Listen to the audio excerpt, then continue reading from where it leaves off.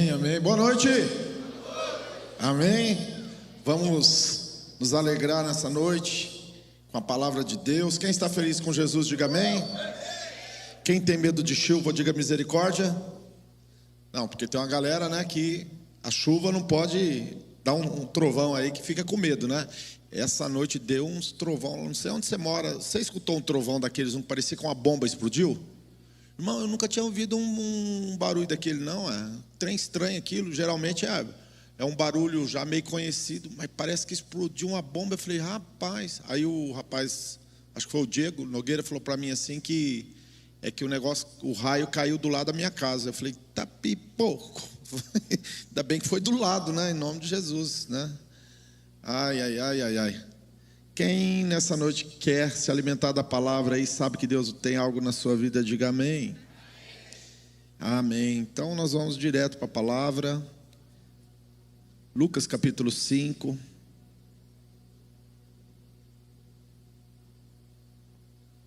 Versículo 37 e 38.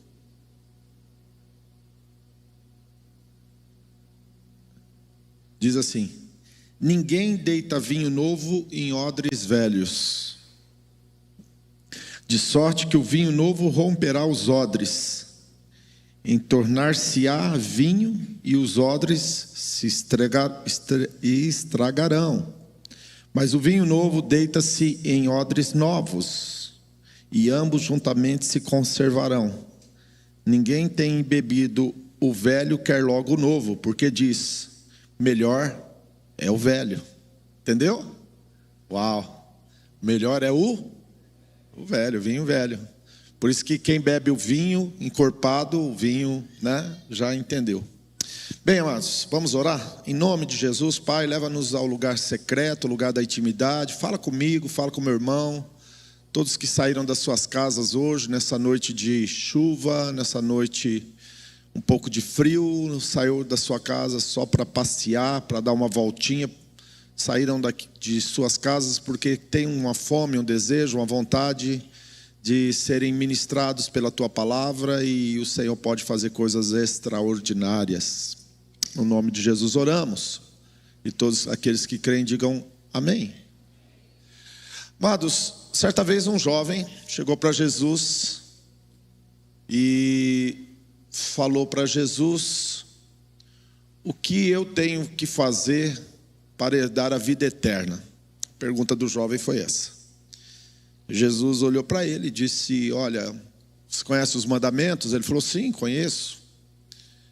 E então Jesus faz isso e terás um tesouro no céu. Honrar pai e mãe, né?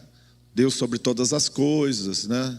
Ao próximo como Jesus amou, porque o mandamento mudou, né?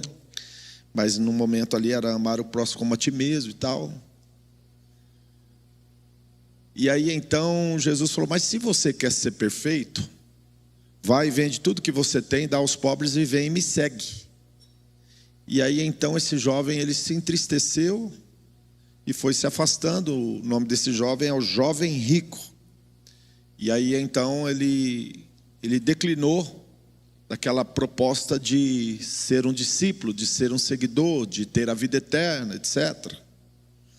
E aqui eu aprendo algo, que em poucos minutos o odre explodiu, porque aquilo que Jesus falou para ele era um vinho novo, e ele não estava pronto para viver o novo. Ele estava pronto para viver aquilo que ele já tinha ao longo da sua vida, apesar de ser um jovem, ter idealizado para si.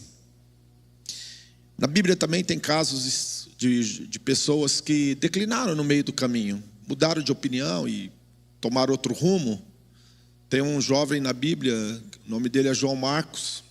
Ele foi na primeira viagem missionária de Paulo, e estava Paulo e Barnabé, ou Barnabé e Paulo. A Bíblia na primeira viagem chama Barnabé e Paulo. No final da primeira viagem, que aí fala Paulo e Barnabé, Paulo assume a liderança, e João Marcos era sobrinho de Barnabé. E eles estavam na Panfilha, e João Marcos, ele desistiu, porque havia muitas doenças, muitos problemas, muitas perseguições, muitas coisas acontecendo. E ele decidiu voltar para Jerusalém, onde ele era filho de Maria, que era esposa de Cleopas, que eles moravam onde Jesus celebrou a ceia. A última ceia do Senhor Jesus foi na casa de João Marcos. Interessante. E ele falou: não, eu não quero mais, eu vou desistir. Porque então ele não suportou aquilo que estava vivendo. Então o vinho novo se perdeu. E aí então começa todo um processo. O odre é algo interessante, é uma mentalidade. Diga comigo, o odre é uma mentalidade. É uma mentalidade que ela vai encorpando e vai evoluindo, e você vai se aperfeiçoando, e as coisas vão se tornando cada vez mais claras e certas diante de você. Ontem de manhã eu estava fazendo o casamento do Bruninho e da Camila, e eu sentei na mesa, estava a Sara Voidelo e o Danilo Cunha, e o Danilo estava falando para mim assim: eu estou aqui há 10 anos, eu vou fazer 31, eu cheguei aqui com 20, 21, e eu conheço o Danilo já há muitos anos. Ele estudou no colégio, na época, colégio evangélico, com a minha filha, com a Isabela e tal, e eu fiquei olhando para o Danilo, e aí eu lancei um olhar sobre ele, e eu falei assim: ao longo dos anos ele vem amadurecendo, ele vem mudando. E aí me passou aquele filminho na cabeça de quando ele chegou, um menino de 20 anos, e hoje ele já mudou, ele é uma outra pessoa, ele já é uma versão atualizada dele mesmo, e ele não é mais aquele carinha de 20 anos que chegou há uns anos atrás aqui. Ele é um outro homem, ele é um empresário muito bem sucedido, mas também é pai de duas crianças, casado, etc. Tem todo um contexto aí. E aí eu comecei observando a vida dele, e essa mensagem surgiu de algumas observações, de alguns olhares que eu estava vendo. E aí eu percebo que tem muitas pessoas que têm grandes promessas, pessoas que podem e vão viver, ou podem e querem viver algo extraordinário. E se essa noite eu pudesse dar algumas direções para você, eu diria: cuida do teu odre, porque o vinho sempre vai vir.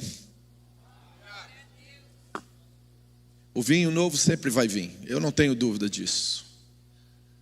O vinho sempre vai vir, e você tem que estar preparado. A Bíblia diz que a terra boa produziu 30, 60, 100 por um. Não era a semente, era a terra. E o odre é uma comparação aí entre a terra e o odre. E o que tem que fazer para que um odre possa estar conservado, pronto para receber o vinho novo? Porque o vinho novo... Só dois. O vinho novo sempre vai vir. Ele está aqui agora, nesse momento o vinho novo está aqui. É o Espírito Santo. E aí então, você tem que pegar o odre e você tem que fazer um processo, aonde, primeiro passo, você vai pegar ele e você vai lavar ele muito bem lavado. E você vai lavar ele repetidas vezes, não uma só vez, mas várias vezes. Você precisa expor o odre à água. E não só expor o odre à água, você precisa também raspar ele. Porque o couro, ele tem essa característica de começar a criar ali umas crostras, e que aquilo ali vai endurecendo.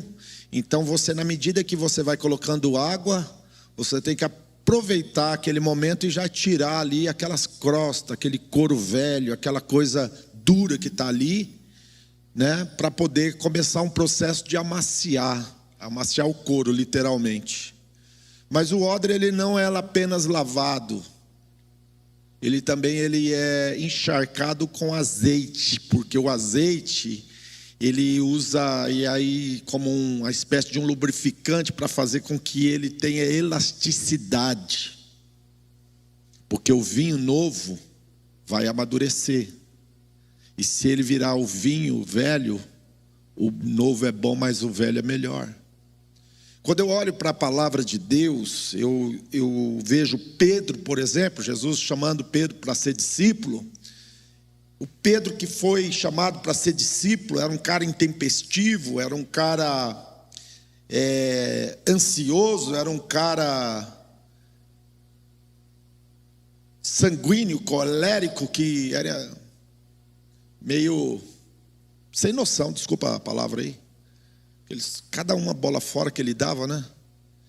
Mas ele também, apesar de ser assim, ele foi se permitindo, e Jesus foi lavando ele com água, e foi colocando azeite nele, até um dia que Pedro, ele deixou de ser aquele cara inconstante, até porque o nome que vem antes de Pedro, que significa pedra pequena, era Simão, que significa caniço, ou poeira, pó. Mas eu gosto da ideia do caniço, daquela coisa inconstante, que vai para um lado, depois vai para o outro, e uma hora está legal, outra hora está nervoso, outra hora está feliz, e outra hora está triste, uma hora está motivado, quer ganhar o mundo e quer fazer tudo e mais um pouco, na outra hora não quer nada. E esse era Pedro. Mas Pedro viveu a experiência de limpar e de ser preparado no seu odre para cumprir o propósito. Porque se trata mesmo disso, né? De se preparar e se permitir para viver tudo aquilo que Deus tem para a sua vida. E aí você olha para Pedro, você vê Pedro em João 6, quando todo mundo está indo embora, Jesus fala para os discípulos: vocês não querem ir embora também? E Pedro fala: para onde nós iremos, se só tu tens palavras de vida eterna? Para onde nós iremos, se só tu tens palavras de salvação? Eu vejo nesse momento um Pedro que está dizendo assim: eu preciso que o meu odre seja mais lavado, ainda não está pronto, eu não posso ir embora, só o Senhor pode fazer o meu odre ser preparado. E quando Pedro pensa que ele está pronto, de repente Jesus está lá na casa de Anás, naquela noite fatídica que os soldados do templo prenderam Jesus no Getsemane. E as pessoas chegam para Pedro e perguntam: você é discípulo? Você anda com ele? E aí então ele fala: eu nem conheço ele. É o odre que não suportou. É o odre que... Pum. E Jesus já sabia que Pedro ia falhar. Interessante isso, né? Jesus sabe se você está pronto dessa vez, para que o vinho novo que vai ser colocado em você vai ter retenção, ou o vinho novo que vai colocar na sua vida vai ser novamente perdido. Jesus sabe disso, é interessante isso. Mas mesmo em detrimento dele saber sobre isso, ele não desiste de você. Ainda que ele sabe que nós vamos falhar na missão, ele não desiste. Mesmo que ele sabe que nós não damos conta ainda de, como eu falei no início, na introdução dessa mensagem, o jovem rico, ele não estava pronto para entregar tudo. A Bíblia diz que Jesus amou, está escrito lá, Jesus amou o cara.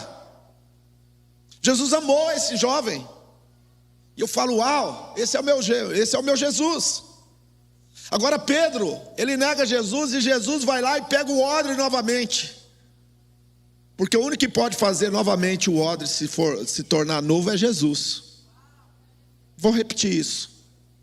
O único que pode pegar essa mente que às vezes falhou, que pecou, que não conseguiu entender a dinâmica, as nuances do reino de Deus, a palavra de Deus, a eternidade, o Espírito em ti, é Jesus. E Jesus pega aquele odre. Quem sabe eu, quando era pequeno, a gente não tinha bola para brincar, e a gente usava a bola até no último dos últimos. Era um tempo de muita escassez, década de 80 ali. E aquelas bolas de capotão estavam toda arrebentada, né? Eu, quando me fala de odre, me lembro daquelas bolas de couro, né? E aí furava, aí a gente costurava, aí ela ficava pior do que estava, ela era redonda, aí ela já estava oval, mas a gente queria ter uma bola para brincar, irmãos. O negócio nosso era ter alguma coisa que provavelmente era parecido com a bola para poder chutar, e a gente era feliz daquele jeito.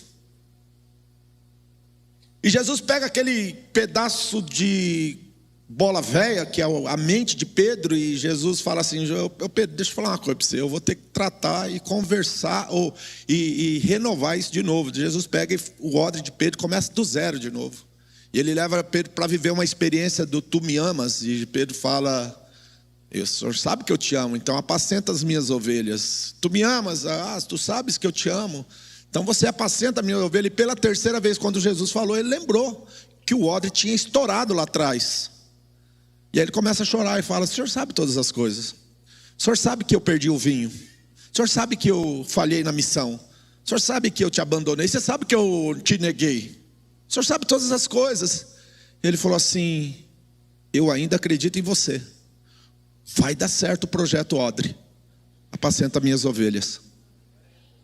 Esse é o Senhor Jesus que te chama para viver metanoia, renovação de mente, como está escrito em Romanos 12, 1, 2. Vós, pois irmãos, pelas misericórdias de Deus, que apresenteis os vossos corpos como sacrifício vivo, santo, agradável a Deus, que é o vosso culto racional, e não vos conformeis, aí ó, o odre, não conformeis com o mundo de agora, mas transformai-vos pela renovação da mente, para que experimenteis a boa, agradável e perfeita vontade de Deus.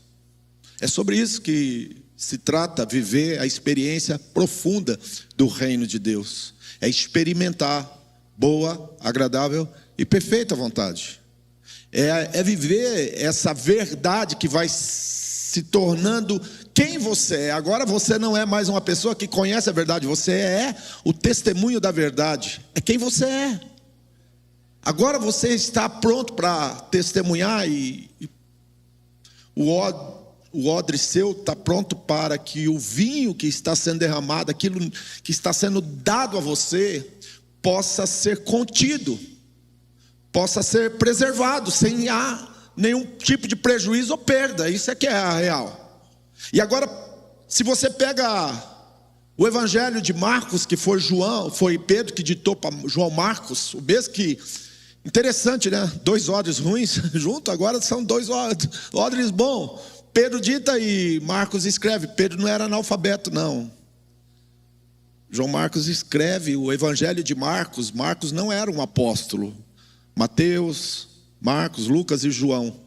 Desses 4, só Mateus e João era apóstolo. Lucas era um médico que caminhou com Paulo, inclusive o livro de Atos, quem escreveu foi Lucas. E o outro Marcos é João Marcos, que abandonou Paulo e Barnabé na Panfilha. Quem está entendendo, diga amém. E agora João Marcos, ele está escrevendo o Evangelho, mas não tem só o Evangelho de Marcos que Pedro ditou para ele. Tem um 1 Pedro, 2 Pedro, 3 Pedro. E quando você lança um olhar para dentro da palavra de Deus, aonde foi Pedro que escreveu, eu não encontro mais resquícios de um odre que estava esfarrapado, que estava explodindo e o vinho tinha se perdido. Agora, quando eu olho para 1 Pedro, 2 Pedro, eu vejo que o vinho velho é melhor. Quando você lê as 3 cartas de Pedro, você vai perceber que é um outro homem, é um outro cara, é uma outra mente, é um outro nível de revelação. Não tem nada a ver com o cara que traiu ou que negou perdão, que quem traiu foi Judas, quem negou foi Pedro. Judas era caráter, Pedro era emocional, nunca se esqueçam disso. O problema de Pedro era emocional, Pedro tinha um problema de ordem emocional. Agora Judas não, Judas era caráter. Quando ele traiu Jesus, vendeu Jesus, ali era um problema de caráter. Então a gente tem que descobrir rapidamente qual é a área que nós precisamos nos permitir ser tratados. E Pedro se permite ser tratado na área que ele precisava estar bem, porque ele foi chamado para ser um líder, ele foi chamado para ser um pai espiritual, um pastor de muitas pessoas. Inclusive, quando Paulo está preso na Marmentínio, na Itália, Pedro também foi preso. Os dois foram presos juntos, porque eles foram sentenciados à morte por ter colocado fogo em Roma.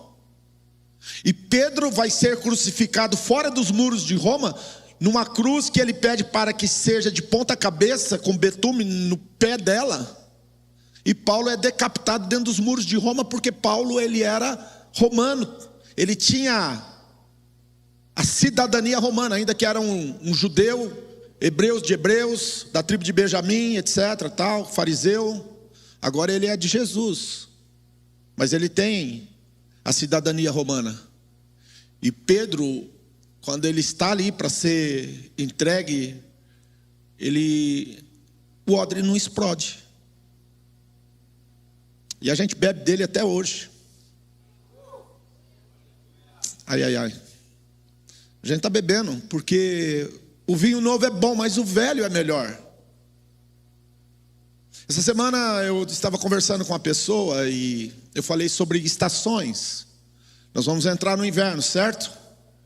E quando você vai numa vinícola, quando você vai aonde tem as videiras, as parreiras de uva, nessa etapa agora, você não vê nada, você só vê aqueles cipós secos, enrolados assim perto de alguns caibros que estão fincados no chão, e você não vê nada mais, nada menos do que isso, e parece que aquilo ali não representa muita coisa, porque é uma fase ruim, é feia, a parreira não tem folhas, não tem nada, ela não estendeu os ramos, os galhos para poder ocupar todo o espaço, etc. Só tem aquele cipó ali. Mas eu descobri, um dia conversando com uma pessoa que cuidava da parreira, que é um dos momentos mais importantes da parreira. Porque no inverno ela entra em dormência, e é onde é produzido as enzimas, e quanto mais ela passa pelo processo do inverno rigoroso, mais ela entra em dormência profunda, e quanto mais dormência profunda, mais enzimas vão produzir os verdadeiros e os melhores açúcares para que possam produzir as melhores uvas. E aí a gente não entende, talvez você esteja vivendo uma estação e você não entende, e Deus está querendo dar para você um vinho novo, mas toda vez que Ele coloca o vinho se perde, porque você não entende essa questão da dinâmica, das mudanças, das etapas, dos ciclos, das estações. E às vezes tem gente até que tenta tirar a vida, ou quer tirar a vida, porque acha que finish, acabou, não tem mais esperança, e não é assim. A Bíblia é muito clara quanto a isso. Ela diz: o choro dura uma noite, mas a alegria ela pode vir amanhã. Você não tem noção o que o teu futuro te aguarda se você não ousar viver ele. Ninguém deu glória a Deus. Você nunca vai poder contemplar o teu futuro se você não estiver disposto a enfrentar o teu presente.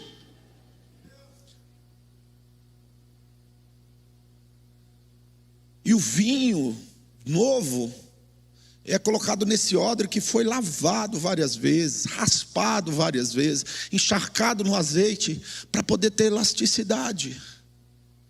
Então deixa eu te dar uma direção para a sua vida.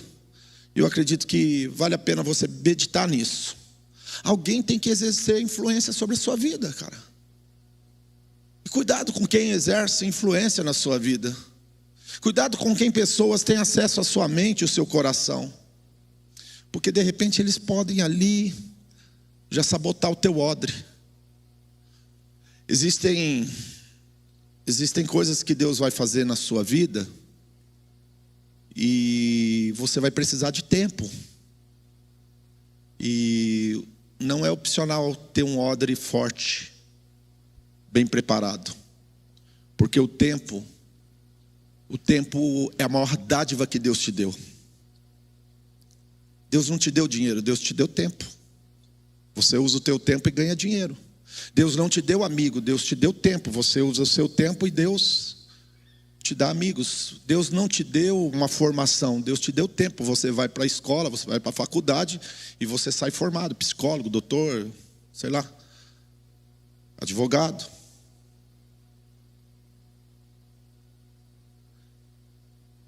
Uma das maiores dádivas de Deus para o ser humano é o tempo. E o vinho vai precisar ser fermentado. O vinho vai precisar ser fermentado. E aqui deixa eu te falar algo. Lembra que eu falei das videiras, das parreiras que entram em dormência? A mesma parreira. Você pode pegar quem gosta, de estudar, os enólogos, que estudam vinhos. A mesma parreira, mas tem diferença de anos. Eu sou um vinho de 1971.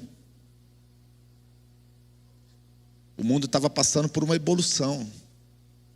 Tinha acabado de acontecer o destoque. A geração X estava se levantando. Os baby booms estavam criando seus filhos.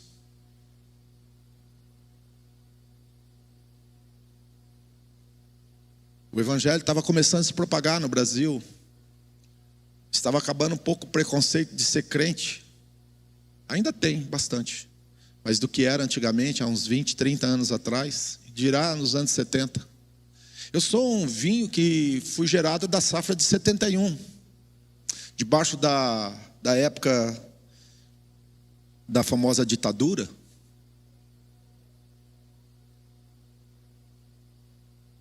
Eu comecei a pastorear em 97. Nós estamos em 2025. Mas eu comecei a pregar em 1992. Nós estamos em 2025.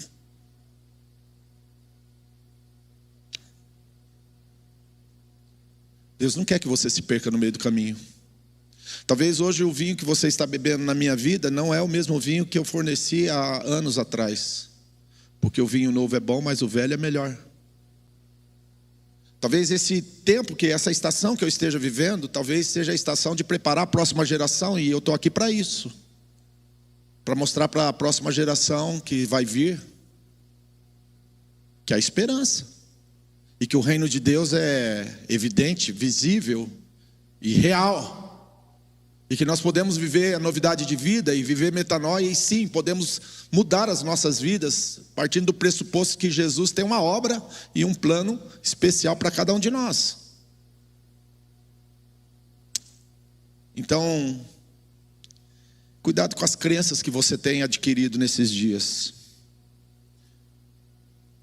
Cuidado com as ideias que você tem permitido entrar na sua cabeça. Tem uma frase que às vezes eu uso ela, que diz: não se ensina truques novos para cães velhos. Cuidado. Se você virou um cachorro velho, você não vai entender o que eu estou falando. Porque truques novos, cães novos. Precisa de gente disposta e disponível para pelo menos dar uma oportunidade para tentar entender um pouco mais de algumas coisas que não estão entendendo. Nós precisamos nos abrir para coisas que talvez nós ainda não nos permitimos nos abrir. Nós precisamos entender o que nós conhecemos é uma gota e o que nós ignoramos é um oceano. Nós precisamos entender que dá para ir muito mais longe. Ainda que você já chegou em algum lugar, dá para ir mais longe. Deus não está te chamando para um passeio de final de tarde. Deus está te chamando para uma jornada e que tem um destino. Por isso, deixa eu te falar algo para você e eu vou encerrar aqui. O apóstolo Paulo, ele escreve a Timóteo. Estou encerrando. Paulo escreve a Timóteo e ele dá dois conselhos que eu daria para você e para mim mesmo. Inclusive, eu quero pegar esse conselho para mim. Paulo diz assim: Timóteo, olha, tem cuidado de ti mesmo. Cuida de você, cara. Cuida das tuas emoções. Cuida do teu corpo, da tua alimentação. Cuida da tua saúde. Inclusive ele fala, aquelas dores estomacais que você tem, é por causa que você lida com muita gente que só vive pecando. Ela toma um pouquinho de água com vinho, por causa que essas dores estomacais podem te trazer prejuízo. Ele fala, cuida de você, mas também cuida da doutrina. E aqui deixa eu te falar uma coisa. Do mesmo jeito que o odre precisa de tempo para ser preparado, o vinho para amadurecer também vai precisar de tempo para ser conservado. São duas coisas que você tem que entender, são duas dinâmicas que tem que ocorrer concomitantemente dentro de você. O odre sempre tem que estar pronto, o odre sempre tem que estar se permitindo ser preparado, e o vinho novo sempre tem que estar sendo despejado.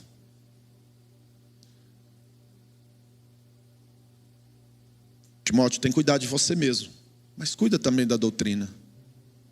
Sabe, a fé, ela vem pelo ouvir e ouvir a voz de Deus, a palavra de Deus. Repetidas vezes no grego, a fé vem pelo ouvir, e ouvir a palavra é repetidas vezes. Você precisa ouvir a verdade várias vezes, até que ela faça parte da sua essência, de quem você é. Por isso que eu falei, você não vai falar da verdade, você é o testemunho da verdade. Nessa noite o Espírito Santo quer dizer para você assim: olha, tem alguém querendo pagar caro para beber um vinho bom. Tem alguém que precisa e quer o produto que você vai fornecer.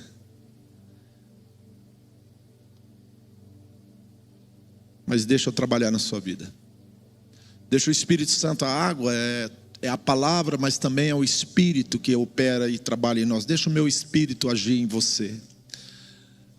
O óleo é a presença de Deus, é a palavra, é a unção, é a vida de Cristo em nós. E você deixa a minha vida se fazer presente na sua vida, e você vai sendo renovado todos os dias. A Bíblia diz assim que todas as coisas contribuem para o bem dos que amam a Deus. E a Bíblia também diz que nós somos transformados de glória em glória, de glória em glória. Se você pegar na linha do tempo lá desses 21 anos que eu estou aqui, você vai ver que se você chegasse há 21 anos atrás aqui, quando eu cheguei aqui, você ia olhar para mim, e aí de repente você fosse embora e voltasse hoje, você ia falar para mim: não é o mesmo pastor. Deixa eu falar algo para alguém que está me assistindo aí: só louco que não muda, só gente burra que não muda, só gente louca que não atualiza o software aqui dentro, só gente maluca que não se permite viver a melhor versão de si própria. Uau! Mas deixa Deus tratar com você, cara. Deixa Deus mexer no teu interior, no teu coração. Sabe, a Bíblia diz muito assim, claro, que o Senhor está querendo o teu coração. Ele fala assim: filho meu, dai-me o teu coração. Entrega para mim ele. Nessa noite eu quero dizer que o processo de mudança e transformação que Deus vai fazer na sua vida está relacionado muito mais à entrega do que qualquer outra coisa.